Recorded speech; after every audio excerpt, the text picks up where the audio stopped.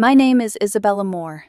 I'm 33 years old, and 6 weeks before my wedding, I learned something I wish I had understood much earlier. Devotion doesn't always look like love. Sometimes it looks like pressure. Sometimes it sounds like ambition. And sometimes it hides inside promises that slowly start to feel like demands. For 4 years, I believed Daniel Reeves and I were building something steady, something real. The kind of life that doesn't need to be loud to be meaningful. Daniel was 31, the kind of man people trusted without thinking too hard about why. He wasn't flashy, not at first, just warm, attentive, the kind of presence that made you feel like you were safe standing next to him. And for a long time, that was enough. I bought my townhouse in Charlotte years before I met him. Back when my life was simple, long work days, quiet dinners, and the kind of peace that comes from knowing exactly where you stand. It wasn't luxury. 3 bedrooms, clean lines, functional, mine. When Daniel moved in last year, it felt like a natural step forward, like we were aligning 2 lives that already wanted the same things: marriage, stability, a future that made sense. At least, that's what I thought. In the beginning, we worked because everything looked right on paper. I'm an operations manager for a logistics company.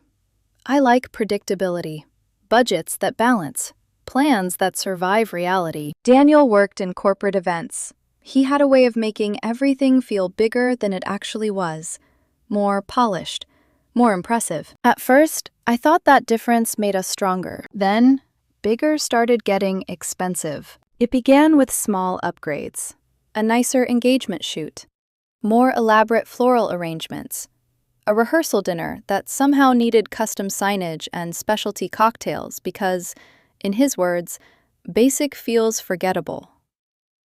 Every time I hesitated, Daniel would smile, soft, reassuring, and say the same thing. "We're building a life, Isabella. Don't think so small." I wasn't refusing to spend money. I was refusing to pretend limits didn't exist. By January, we were 6 weeks away from our wedding outside Asheville, a stone barn venue, around 80 guests, a budget just over $24,000. I had already paid nearly $8,000 in deposits. Venue, photographer, catering. Daniel covered the florist and part of his suit. It was already more wedding than I wanted. But I thought we had agreed. That illusion didn't break all at once. It shifted. Quietly. After one of his college friends got engaged to a developer in Miami, something changed in the way Daniel talked about our life. Our honeymoon in Hilton Head became underwhelming. My townhouse became a starter home, said in a tone that made it sound like a flaw instead of a foundation. Then he started sending listings. $1 million homes outside Charlotte. White kitchens, grand staircases. Words like elevated and next level slipped into conversations that used to be about real things. 3 nights before everything ended, he looked up from his phone and said casually, "Do you ever think maybe you promised me one life, but you're building another?" I remember freezing for half a second. "What does that mean?" I asked. He shrugged. "Nothing. Just thinking." Which I would later realize never meant nothing. It meant wait. The real conversation came that Friday. We were sitting at a steakhouse in South End, supposed to be meeting a couple selling extra wedding decor. Instead, Daniel folded his hands like he was about to present something important. "Isabella," he said carefully, "you promised me a bigger life, not a smaller one." There it was, clear, direct, framed like disappointment, but shaped like an accusation. Then he slid a printed listing across the table. 5 bedrooms, new build, Weddington, white kitchen, grand staircase. Price? Just over $1.1 million. I didn't touch the paper right away. I just looked at him. He leaned forward slightly. "If we're really getting married, I need to know you believe in our future." The words sounded reasonable. That's what made them dangerous. "You want me to sell the townhouse," I said slowly. "And pull from your investments," he added. "Stretch a little. Build something that actually reflects where we're going. Stretch into $1 million mortgage 6 weeks before our wedding? He exhaled like I was missing the point. Promises require risk, Isabella. Love means betting bigger. And then came the part that mattered most. If you can't do that, maybe we should postpone the wedding until you figure out if you're really ready for the life you said you wanted. There it was, not a conversation. A condition. I studied his face for a long moment. Did you already decide the wedding is off if I say no? He didn't answer. He didn't have to. That silence told me everything. I picked up the listing, looked at it for exactly 2 seconds, then placed it back on the table. Calmly. Carefully. And I said, then keep your promise to leave. No yelling, no scene. I reached for my bag, placed cash on the table for my half of the dinner we hadn't even eaten, and stood up. Behind me, I heard his chair scrape. Isabella, are you serious? I didn't turn around. By the time I reached the parking garage, my phone was already buzzing. Are you serious? You're proving my point. Call me right now. 12 calls in under 30 minutes. I didn't block him. I wanted the record. By the time I got home, the tone had shifted from anger to panic. He said I was overreacting, that he was overwhelmed, that big events made him emotional, that we needed to act like adults. So I did. I called the venue first. Canceled. Lost $3,000 immediately. The photographer kept $1,200. The caterer refunded half. Expensive. Still cheaper than marrying someone who used the future as leverage. Then I packed his things. Carefully. Methodically. Clothes folded, shoes wrapped, chargers coiled, books stacked. Every piece of him contained 3 boxes, 2 suitcases, 1 garment bag. At 11:48 p.m., I sent one text. The wedding is canceled. Your things are packed. Come tomorrow between 10 and 2 with someone to help you pick them up. He replied instantly. You canceled our wedding over one conversation? You promised me forever. I stared at the screen for a second, then typed back. You made forever conditional. I'm removing the condition. I set the phone down, made myself a grilled cheese at midnight, sat alone at my kitchen table, and felt something I hadn't expected. Relief. Not grief, not panic. Relief. Like something tight inside my chest had finally let go. And in that quiet, I realized something I hadn't been ready to admit before. This didn't start at that table. That was just the moment I stopped pretending I didn't see it. 4 days later, Daniel still hadn't picked up his things. Not the next morning, not that afternoon, not the day after that. Instead, the messages started coming from everyone except him. His best friend Kelsey texted me from an unknown number. Daniel just needs a few days to cool off and reset. Reset. That word irritated me more than it should have. Like our engagement was a frozen laptop. I replied once. He threatened the wedding to force a mortgage I never agreed to. I accepted that decision. There is nothing to reset. An hour later, his younger sister Dylan emailed me with the subject line, "Be the bigger person." She said wedding stress was making everyone emotional, that I shouldn't throw away 4 years over one dinner. I answered with 2 lines. I kept my promises until your brother used them as leverage. Please don't contact me again. That evening, Daniel finally came to the townhouse with Kelsey. He wore my old university hoodie. Of course he did. He had built the scene in his head before he arrived. Soft, vulnerable, recoverable. The wounded groom standing on the porch in something that still smelled faintly like our life. I opened the main door, but kept the storm door locked. His eyes flicked to the camera. Can we not do this on camera? No, I said. His expression tightened. Then he softened it again. I was hurt, Isabella.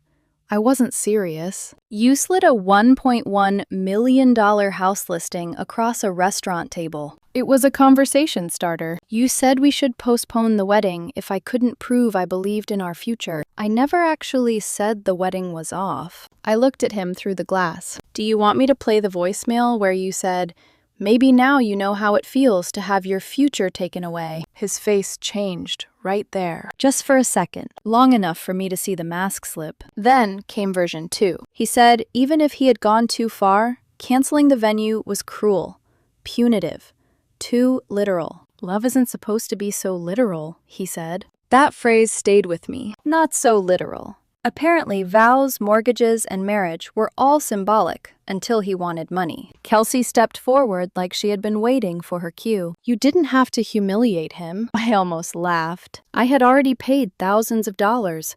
That's what happens when someone renegotiates a wedding over appetizers. Daniel's eyes filled then, real tears. That was the worst part, because I knew he was hurting. I also knew hurting didn't erase what he had done. "Can we take a week?" he asked. "Just a week. We can talk to a counselor before ending everything." "No, Isabella, please, no." He stared at me like he couldn't understand how the same woman who had once held his hand through every anxiety spiral was now standing behind locked glass and refusing to open the door. But that was the thing. I had held his hand for years. I had not agreed to become collateral. He asked if I would at least help move his things to the car. I said yes. That part I did. I carried 2 boxes and the garment bag to Kelsey's SUV. Daniel carried almost nothing. The engagement ring had been slipped into the side pocket of one suitcase, no note. Before he left, he stood in my driveway, face pale under the porch light. "So that's it?" he said. 4 years gone because I asked you to dream bigger?" "No," I said. 4 years gone because you used my promises like a weapon." His jaw tightened. "You're going to regret humiliating me like this." The next 48 hours were stupid. He posted a black screen on Instagram that said, "Some people break promises faster than they make them." Then a hotel selfie in Atlanta with the caption, "Choosing peace." Then a quote about how selfish women fear ambitious men. Most people ignored it. The ones who didn't matter left heart emojis. Meanwhile, my actual life got quieter. Monday morning, my boss called me into her office and told me I was being moved into a senior lead role next quarter. $8,000 raise, more regional oversight. She actually said, "You're one of the few people here who never brings chaos into the building." I had to bite the inside of my cheek not to laugh. I started sleeping again. Not perfectly, but enough. I went back to the gym, deleted the honeymoon tabs, repainted the guest room from the sage green Daniel wanted back to white. The room looked bigger immediately. That felt symbolic. Then Tuesday night at 10:41, the doorbell camera pinged. Daniel was sitting on my front steps alone, our engagement photo sample album open in his lap. I didn't go downstairs. I opened the upstairs window. "What do you want?" He looked up. His eyes were red. His voice was small. "I just need you to promise me you didn't stop loving me that fast." For 1 second, the memory of him almost worked. The Daniel from the first year.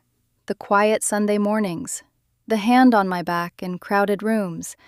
The soft voice that once made me believe safety had a sound. But then I remembered the listing, the silence, the ultimatum. "I stopped trusting you that fast," I said. He started crying loudly enough that my neighbor's porch light came on. "Isabella, please, don't be cold. You have 30 seconds to leave before I call HOA security." He looked stunned. "You're really this cold?" "Probably." Then I called anyway. The guard escorted him back to his car. From the parking lot, he texted, "I hope your small, cheap life was worth it." I saved it. No reply. By week 2, I thought maybe the worst of it was over. It wasn't. By the beginning of week 2, I made the mistake of thinking silence meant resolution. It didn't. It meant escalation. The first thing Daniel sent was an email. Subject line, "Shared wedding reimbursements." Attached was a color-coded spreadsheet. I opened it expecting something maybe partially reasonable.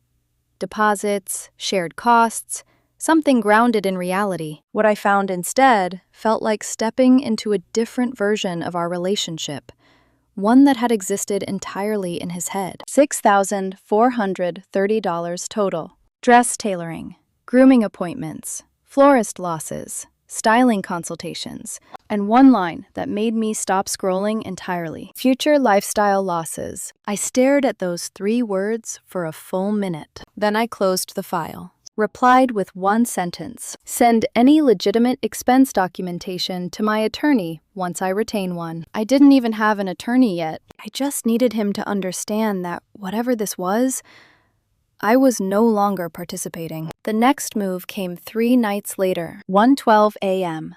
My phone rang from a Greensboro number. I almost didn't answer. Almost. A woman's voice. Calm. Rehearsed. Hi, is this Isabella Moore?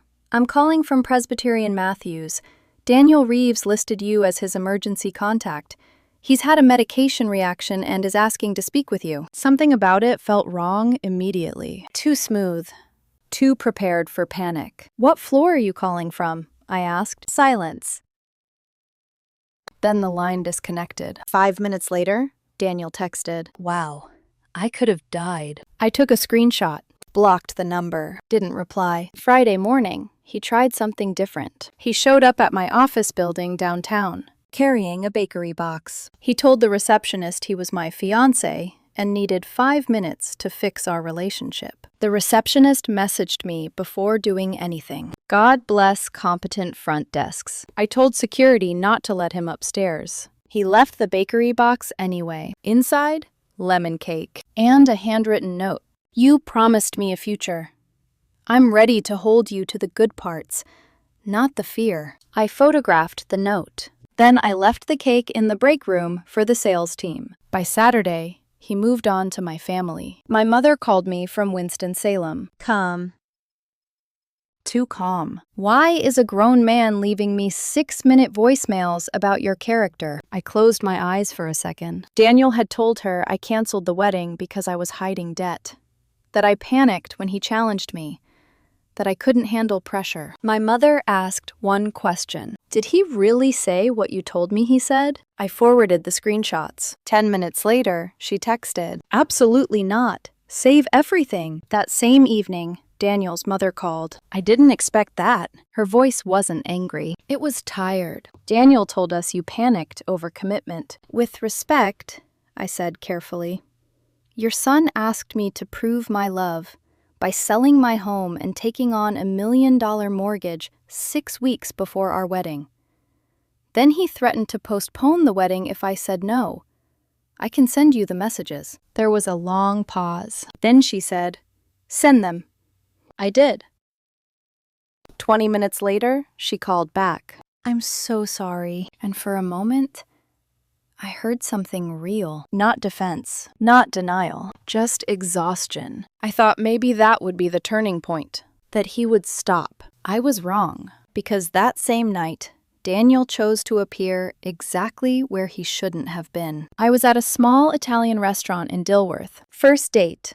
His name was Ethan Carter, a school counselor my coworker had introduced me to. He had an easy smile, a steady presence. No performance. We were halfway through appetizers when I heard my name in a voice I recognized before I even turned. Isabella? That tone. Sharp. Familiar. Right before impact, Daniel stood beside the table, wearing the blue shirt he knew I used to like. Of course he did. His eyes flicked to Ethan, then back to me. So this is why promises stopped mattering. I stood up immediately. You need to leave. He ignored me, looked directly at Ethan. Do you know you're sitting with someone who canceled a wedding over one hard conversation? Ethan didn't flinch. He leaned back slightly and said, calm as anything, I think I'm sitting with someone whose ex shouldn't know where she is. That answer landed. Clean. Precise. Daniel's smile didn't reach his eyes. Then he reached for the edge of the table and knocked over Ethan's water glass. Not dramatic. Controlled. Calculated. Water spilled across the table, dripping onto the floor. Oh, I'm sorry, Daniel said lightly, but there was nothing accidental about it. The manager came over immediately. I didn't hesitate. Please call the police. That was the moment Daniel switched. Instantly. Tears, voice shaking. She's flaunting another man 2 weeks after breaking my heart. The officer arrived within minutes, asked one question. "Were you invited to this restaurant?" Daniel hesitated. "That's not the point. Yes or no?" "No." The officer nodded, issued a trespass warning, walked him outside. Ethan looked at me. "Should I leave?" "Probably."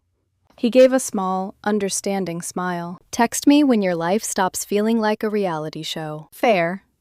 He left. I sat there for another minute, staring at the water slowly dripping off the edge of the table, and something inside me shifted. This wasn't heartbreak anymore. This was something else. Monday morning, I filed a harassment report. That afternoon, I paid a local attorney $650 for a formal cease and desist packet. Into that packet went everything: screenshots, voicemails, doorbell footage, the fake hospital call log, the office incident, the restaurant report. My attorney read through it quietly, then looked at me and said something I didn't expect. "This isn't about love anymore." I waited. She tapped the stack of paper lightly. "This is about access.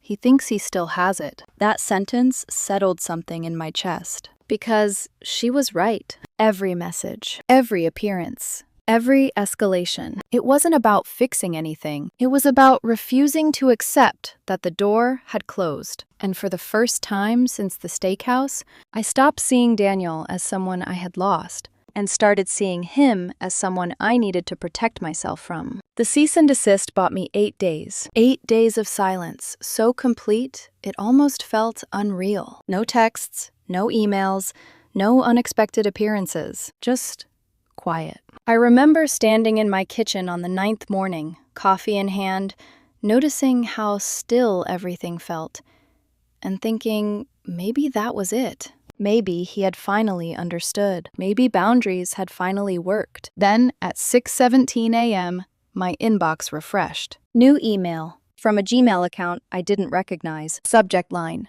"One last promise." I didn't open it right away. I already knew what it would be. Not closure, not accountability, something in between. Something designed to pull me back into a conversation I had already ended. Still, I opened it. 14 paragraphs. Half apology, half accusation. Daniel wrote that he pushed me because he believed in me, that I was capable of more, that I was hiding behind fear and calling it stability.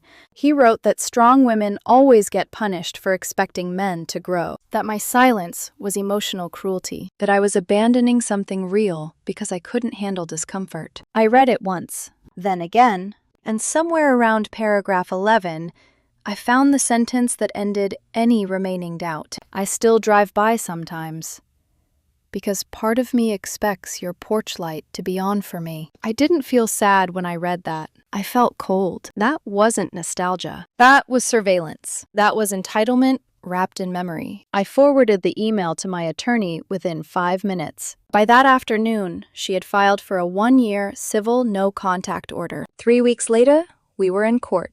Mecklenburg County. Daniel showed up in a cream button-down, sleeves rolled just enough to look relaxed. Approachable, non-threatening. He looked like the version of himself he thought people trusted. His lawyer leaned into the narrative I expected. Wedding stress, emotional confusion, miscommunication, closure.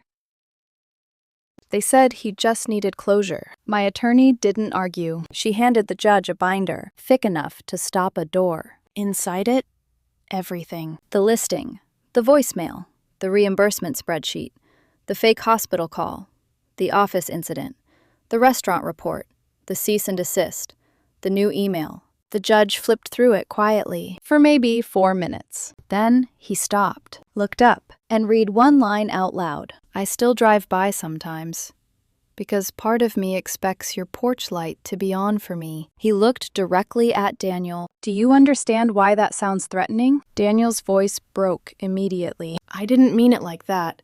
I miss what we had." The judge didn't raise his voice. He didn't need to. Missing someone does not authorize impersonation, surprise appearances, or repeated unwanted contact. Silence filled the room. Then, order granted. 12 months. No contact with Ms. Moore, her residence, her workplace, or her personal communication through any method, direct or indirect. Just like that, it was over. After the hearing, Daniel tried to catch my eye in the hallway. I kept walking. No hesitation, no second glance. Because closure isn't something you receive. It's something you decide. Everything after that got quiet. Not the fragile kind of quiet that feels like it could break. The real kind. The kind that settles. The townhouse felt like mine again. No tension, no second guessing, no conversations where practicality was treated like a flaw. I finished repainting the downstairs. Sold the unopened wedding gifts that had already arrived. Used the money to buy something simple. Practical. Mine. Work stabilized. The promotion became official. More responsibility. More travel. More money. The kind of money that feels different when no one is standing next to you, treating it like a ticket to something louder. Ethan and I never went out again. Timing matters, and mine had been complicated. But a few weeks after the hearing, I met someone else, Liam Parker, through my brother-in-law's weekend softball league. He was a physical therapist, easygoing, quietly funny, no performance, no pressure. The first time he asked me to text him when I got home safe, I almost laughed, not because it was funny, because I had forgotten what normal felt like. My mother had a favorite line about everything that happened. Thank God he auditioned before opening night. Daniel's mother sent me one final message after the hearing. I hope you have a peaceful life. No reply needed. I respected that. Left it alone. And here's what I learned. Promises aren't leverage. They're not dares. They're not blank checks you wave when you want someone to finance your vision or tolerate your pressure. A promise only means something when respect is underneath it. Without that, it's just control wearing romantic language. Daniel kept talking about the life I promised him, but I never promised spectacle. I never promised debt for appearances. I never promised to confuse pressure with passion. I promised honesty, Stability. Loyalty. a life built on two people moving in the same direction. He wanted a bigger life. What he really wanted was a louder one. And the most important promise I kept wasn't to him. It was the one I made to myself, long before he ever moved into my home. Don't build your future with someone who treats your love like a tool. That's the promise I kept.